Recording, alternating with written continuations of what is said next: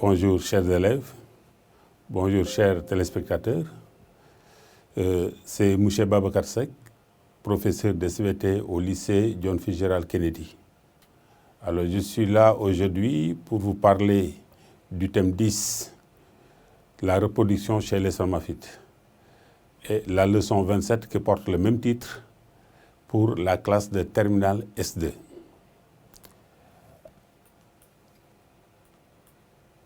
Alors, cette leçon est subdivisée en 6 séquences. La séquence numéro 1 porte sur les éléments constitutifs de la fleur. La séquence numéro 2 porte sur l'organe reproducteur mâle et formation du grain de pollen, c'est-à-dire du gamétophyte mâle. Séquence 3, l'organe reproducteur femelle et formation du sac embryonnaire ou gamétophyte femelle. Séquence 4, la fécondation. Séquence 5, la formation du fruit et de la graine. Et séquence 6, le cycle de développement et le cycle chromosomique. Alors, les spermaphites sont les plantes se reproduisant par l'intermédiaire de fleurs et de graines. On y distingue deux grands groupes. Le groupe des gymnospermes qui ont des ovules nus, les angiospermes qui ont leurs ovules protégés à l'intérieur de l'ovaire qui donnera le fruit. Alors, pour récapituler, donc, vous voyez le groupe des spermaphites. Premier groupe, gymnosperme à ovules nus. Deuxième groupe, angiosperme à ovules protégés dans l'ovaire. Alors, à certaines périodes de l'année, on observe sur quelques plantes des fleurs qui cèdent ensuite la place à des fruits. Les fruits contiennent des graines qui, après germination, donnent de nouvelles plantes. Quelles sont les structures anatomiques et les phénomènes impliqués dans le passage de la fleur au fruit? Quelles sont les caractéristiques de ces successions cycliques, graines, plantes, fleurs, fruits et graines? Voilà. Alors, la première séquence est intitulée « Les éléments constitutifs de la fleur ». Alors, je vous présente, chers élèves, une fleur de flamboyant. Donc, nos études vont porter sur cette fleur aujourd'hui. Alors, vous avez bien observé cette belle fleur. Alors, et la consigne est la suivante. Alors, observe attentivement, puis identifie les différentes parties de la fleur à partir du document 1. Rédige un texte descriptif de l'organisation générale de la fleur. Voilà le document 1. Et vous observez ici certains éléments. Alors vous allez essayer, chers élèves, de me donner dans l'ordre les noms correspondant aux différents éléments de cette fleur que vous voyez bien sur ce document. Alors, regardez les éléments qui sont tout à fait à la périphérique et qui sont de couleur verte. Alors, comment on les appelle? Alors, observez bien. Alors, toi qui me regardes, qui est en face de moi, Aminata, comment on appelle ces éléments de couleur verte qui sont tout à fait situés à la périphérie de votre fleur? Alors, je vois bien que cette partie verte, n'est-ce pas, qui ressemble à des feuilles, sont appelées des sépales. Et vous pouvez même me dire comment on appelle l'ensemble de ces sépales. Alors, très bien, je vois que l'ensemble de ces sépales forme ce qu'on appelle le calice. Maintenant, regardez à l'intérieur, juste après les sépales, vous avez des éléments colorés en rouge. Alors, regardez bien et donnez-moi le nom de ces éléments. Moussa? Très bien, je vois bien que chacun de ces éléments de couleur rouge est appelé pétale. Alors, Jean-Paul, regarde, et comment on appelle l'ensemble de ces pétales? Merci. L'ensemble de ces pétales forme la corolle. Et vous avez également un ensemble formé par les pétales et les sépales. Donnez-moi le nom. Cher. Merci, cher. L'ensemble formé par la corolle et le calice forme ce qu'on appelle le périanthe. Et le périanthe est constitué de pièces stériles. Maintenant, regardons ce qui est au centre, après les pétales. Regardez ces éléments qui présentent un renflouement à l'extrémité. Et vous allez me donner le nom de chaque élément. Alors, chacun de ces éléments est appelé étamine. Très bien. Juliette, quelles sont les différentes parties d'une étamine? Allez-y, Juliette. Formidable. Très bien.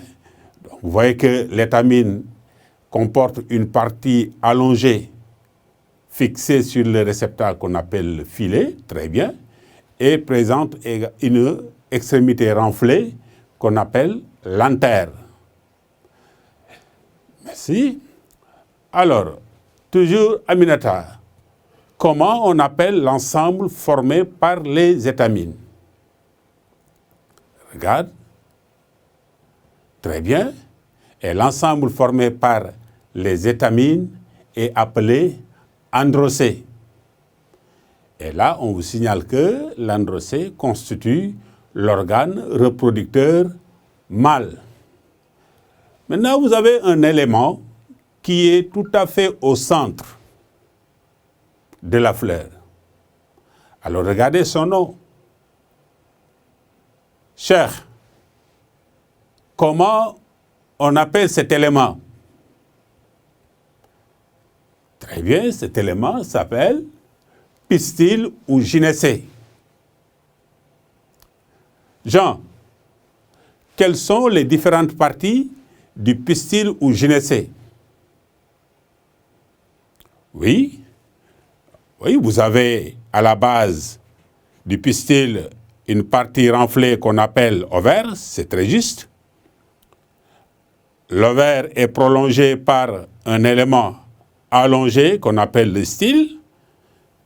Et le style se termine par une extrémité renflée qu'on appelle le stigmate. Maintenant, regardez l'intérieur de l'ovaire. Qu'est-ce qu'on remarque là-bas, à l'intérieur? Khalifa? Très bien, l'intérieur de l'ovaire renferme des ovules. Maintenant, Daouda, tu vas me dire ce que représente pour la fleur le pistil. Très bien, Daouda, le pistil représente l'organe reproducteur femelle. Voilà, c'est très bien, vous avez bien travaillé. Et maintenant, le texte, les réponses attendues. De la périphérie au centre d'une fleur hermaphrodite ou bisexuée, on distingue 4 grands ensembles de pièces florales regroupées sur le réceptacle floral, c'est-à-dire sur l'extrémité renflée du pédoncule floral. D'abord, les sépales, dont l'ensemble forme le calice. Ils sont généralement de couleur verte. Et là, vous avez les sépales de la fleur de flamboyant. Les pétales vivement colorés dont l'ensemble forme la corolle. Et là, vous avez quelques pétales de fleurs de flamboyant. Et là, vous avez donc l'ensemble de ces pièces que vous avez vues tout à l'heure. Alors, le calice et la corolle forment le périanthe. Ces pièces florales sont dites stériles car elles ne sont pas directement impliquées dans la reproduction. Elles jouent un rôle protecteur pour les organes reproducteurs. Et là, vous avez les étamines dont l'ensemble forme l'androcée. Et l'androcée constitue l'organe reproducteur mâle et chaque étamine comprend une partie allongée, ce qu'on a appelé tout à l'heure le filet, et une extrémité renflée que vous voyez bien sur cette photo qu'on appelle une antère. Ensuite, vous avez le gynécée ou pistil au centre de la fleur. Le gynécée, généralement de couleur verte, est formé de l'ovaire, du style et du stigmate. Et c'est la partie verte que vous voyez ici qui est en partie cachée par un pétale. Il constitue l'organe reproducteur femelle. Voilà, nous allons procéder à la dissection d'une fleur de flamboyant. Alors, vous voyez bien que sur cette fleur, de la périphérie au centre, nous avons différents éléments constitutifs. Vous voyez ces éléments qui sont tout à fait à la périphérie de couleur verte. Ces éléments sont les sépales. Alors, je vais continuer de les enlever.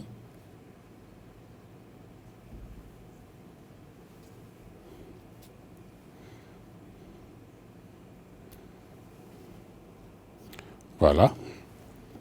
Alors, après les sépales, nous avons ces éléments qui ressemblent à des feuilles vivement colorées. Alors, ces éléments sont des pétales. Alors, je respecte la disposition sur la fleur. Et nous avons vu que ces pièces-là, sépales et pétales, sont stériles, c'est-à-dire ne sont pas directement impliquées dans la reproduction. Alors, les sépales jouent plutôt un rôle protecteur.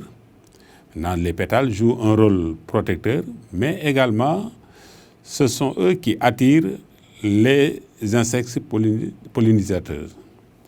Alors, ces pièces stériles forment ce qu'on appelle le périanthe.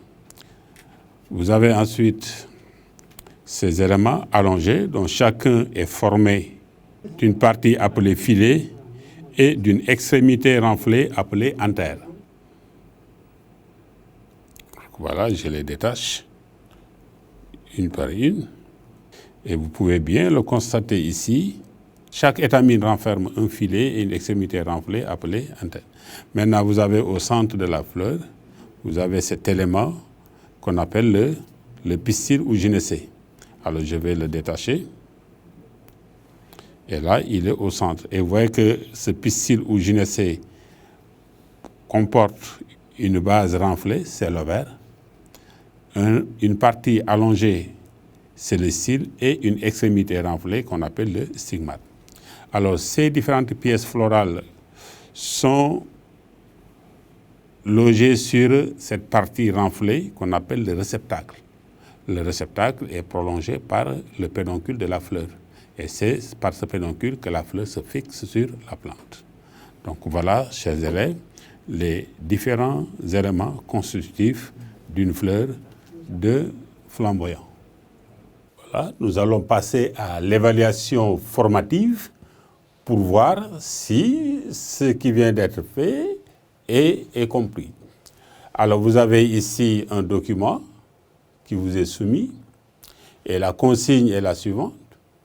Donne un titre à ce schéma, puis indique pour chaque élément désigné par un numéro le nom correspondant. Alors je vais vous interroger et vous allez me donner des ensembles d'éléments. Alors Pierre, tu vas me donner le nom des éléments numérotés 1, 2 et 3. Alors d'abord, l'élément numéro 1. Très bien, l'élément numéro 1 est appelé antère. Élément 2, c'est le filet. Et l'élément 3, c'est l'étamine. Et vous voyez bien que l'étamine est formée de l'antère et du filet. Très bien. Alors, Marie, tu vas me donner le nom des éléments portant les numéros 4, 5, 6, 7 et 8. Alors d'abord, pour l'élément numéro 4, Marie. Stigmate, très bien Marie. Élément numéro 5, toujours Marie. Style, très bien Marie, c'est le style. Et l'élément numéro 6,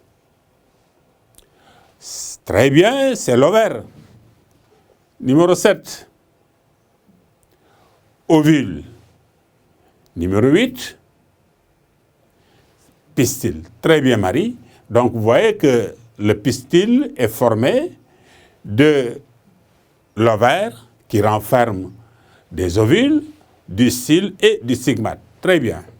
Ensuite, Abdourahmane. Alors, donne-moi le nom des éléments numérotés 9 et 10. D'abord, le numéro 9, Abdourahmane. Le numéro 9 est appelé pétale. C'est formidable, Abdourahmane. Et le numéro 10? Le numéro 10, très bien, c'est la corolle qui est formée par l'ensemble des pétales. Alors, Khadijatou, tu vas me donner le nom des éléments numérotés 11 et 12. D'abord, le numéro 11. Numéro 11, c'est sépale. Et le numéro 12, c'est le calice. Très bien, Aminata. Et vous voyez bien que les sépales forment le calice. Alors, Antoine. Antoine, tu vas me donner le nom des éléments restants. D'abord, le numéro 13, Antoine. Très bien, Antoine, c'est le réceptacle. Et le dernier, c'est le pédoncule de la fleur. Très bien, vous avez très bien travaillé. Voilà, chers élèves, ce qu'il fallait voir aujourd'hui. Et je serai là la prochaine fois pour vous parler de la deuxième séquence qui portera sur l'organe reproducteur mâle et la formation du grain de pollen. Je vous remercie.